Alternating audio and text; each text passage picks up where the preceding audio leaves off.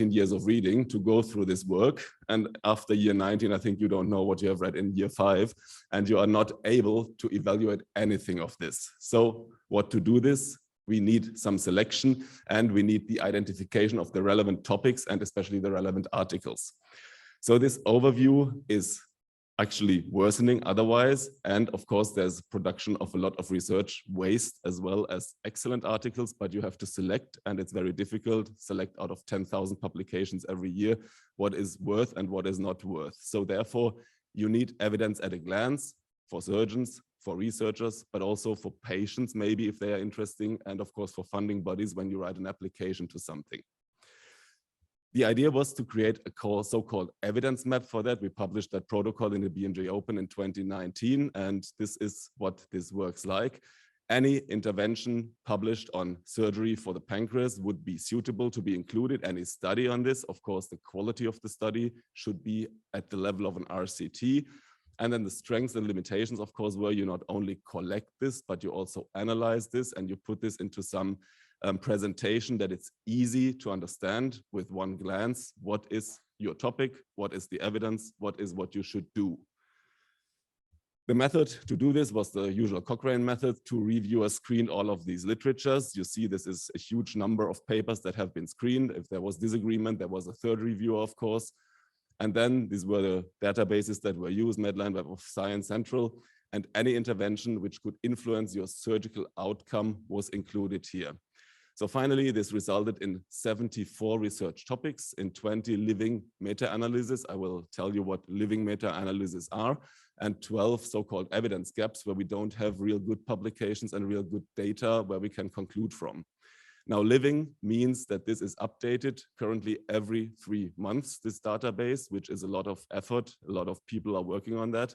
And that, of course, also you, when you use this database, can give us some input, can make recommendations, can raise questions, and can tell us, oh, there is a research gap that I have discovered, which I'm interested in. This would be worth being analyzed and being included in this living evidence map for pancreatic surgery. So how to do this? You have to evaluate the quality. You will all know these plots of the risk of bias for the respective studies. You can put everything in these bubble plots where you see how many patients have been included, what continent has performed this study, what are the questions in this study. And then, of course, you can also use it for benchmarking, which means you can have a benchmark for your mortality, for your fistula rate in pancreatic duodenectomy, and whatever you like. And this allows you just because of the analysis of this big amount of data. Now, this is just the technical aspect, how this works. You have new studies that are included, RCTs that have been published, they come in the topics, and then another systematic review and a new living meta-analysis is performed in this evidence map of pancreatic surgery. This is just another technical thing. We have this database. This is the superficial overview, how you work with this. And then you can see that on 5 continents or 6 continents, there have been studies on distal pancreatectomy and the coverage of the remnant. And then you see that all the indications have been included. So you have a systematic access to all the analyzed data in the database of this evidence map for pancreatic surgery. Finally, we put this under the umbrella of the ISGPS to make it more popular and to give it a little more spread around the world. And this was the initial publication after the consensus meeting in Bern in 2020. And how this works and what the impact is, I will show you here. This is just an evaluation of the risk of bias in all RCTs that we had by the time of publication of this ISGPS paper. This was 328 RCTs that had been included, and the risk of bias was high in 54% of these studies. Now, what has happened in the meantime? You see this is 1.5 years later.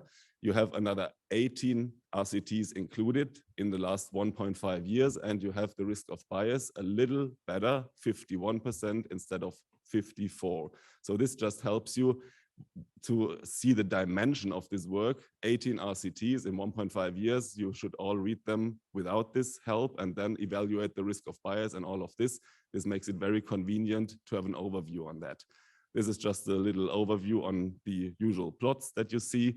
And this is, of course, something that has to be kept in mind. We have some topics at the moment that are really evidence gaps and research gaps.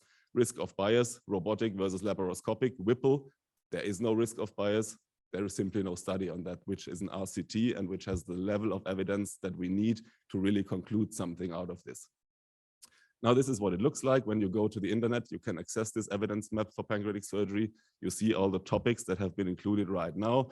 For example, you see distal pancreatectomy, pancreatic remnant management. Then you click on this. You see this is your icon, then pancreatic remnant. And then the next thing is autologous coverage would be your question that you want to address. Then you see that this opens up. You see 4 RCTs and 2 systematic reviews that have been included that are published at the moment. Then you can further see that there is no evidence gap here. We do have good evidence. We have no solution, but we do have good evidence. And then you can look for one of the studies, for example. You get the full references and the conclusion of the article. You get the link to the article on the journal homepage. You get the processed data of the article, which means processed, that is easy to see and easy to understand. And then finally, of course, you can access the risk of bias plots. You can access the synthesized data on mortality, on fistula, on the other outcomes of these 4 RCTs and the systematic reviews. And this, of course, makes it very easy to use it and very easy to have an overview on what you want to know. So the map is helpful for clinicians. It's not just another guideline. It's a currently updated version of all the evidence that is available today, within the last 3 months, of course. You cannot update it every day. It's helpful for researchers that you know where to put your research, where do we need better studies, where should we initiate these, and of course for funding bodies, which means when you apply for something, they will check, is there already enough evidence, do we have to fund this or not? And therefore I think this is the 3 stakeholders that are really interested in that. And of course you can help the map as well. You can distribute this map further on all your social media accounts or whatever you like. And then you have, of course, support the map. And this is actually the current idea, what I want to ask you. Prioritization of your research topics or of the pancreatic surgery research topics.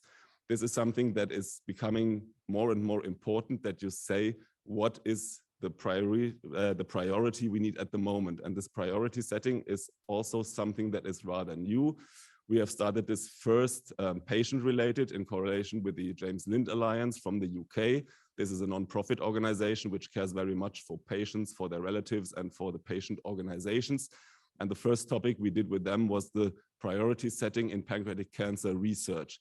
This was how it worked. We put all together these people in Heidelberg from all of the groups, from the nurses, from the patients, from the relatives of the patients, also from funding bodies, and of course from the doctors.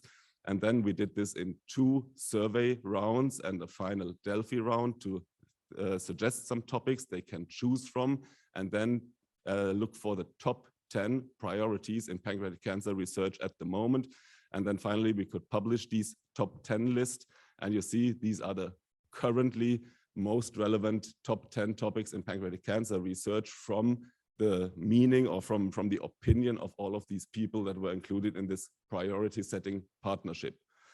And at the moment, we want to take this back to the evidence map of pancreatic surgery, which means at the moment we have this snapshot survey on what should we do more research. And you see, this is very easy. You can just click on what you think is important to identify the priorities for the future clinical trials or also basic trials, to close the existing research gaps, and then finally choose the top 5 research priorities out of 76 topics. As I said, very easy to access. I would like to ask you to complete this survey if you are interested in that. You have another 3 weeks to go. It only takes really 5 minutes. I did it this morning, the second time, just to be sure that I don't tell you anything wrong. And of course, it's very convenient. You can download the evidence map on your mobile with the App Store or Google Play. And this is the address that you can use. And I would really appreciate if you could help us with this. Thank you very much.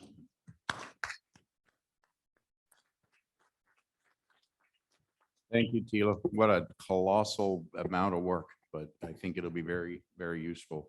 So obviously, Tila will be around at dinner and the reception, but please go up to him and talk about this. And I urge you to take the survey. So I'm now going to turn it over to Bill. Well, congratulate everybody for making it through this day. It was a real marathon, right? And Tilo, we definitely can distribute that to our entire membership. As you can see, the room got emptier. So there's a way to get to everybody, even the people who didn't show up for the meeting. There should be some slides somewhere for me. Does anyone see my team? So this is the business meeting. It's kind of like showing you our vital signs for our meeting.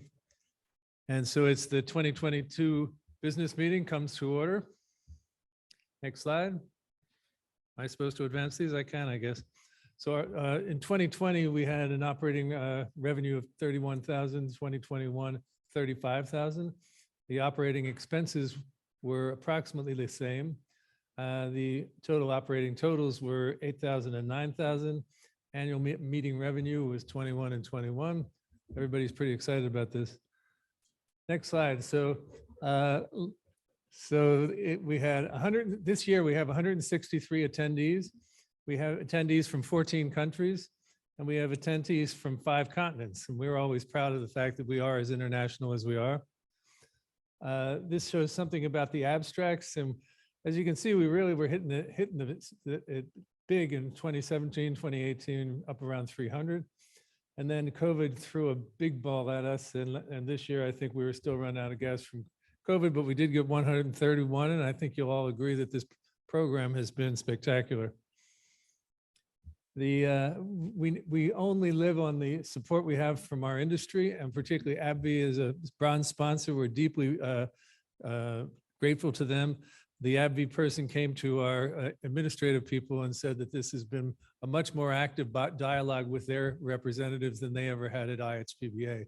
So if you wouldn't mind throwing in tomorrow a little more conversation with our exhibitors, we might get better success each year in trying to have more support.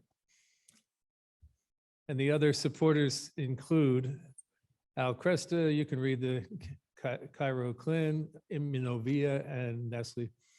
I also want to mention that for several years, and we'd already mentioned Nikki Mitchell a couple of times, and you're going to see the other epiphenomenon we have with our interaction with her tonight when she's going to help to get us some cool entertainment. Anyway, it's a $20,000 grant. We had 19 applications, which we've all reviewed, and we're going to be announcing the winner Saturday night at the awards ceremony. Next slide. And that's the end of the business meeting. See, painless. Thanks, everybody.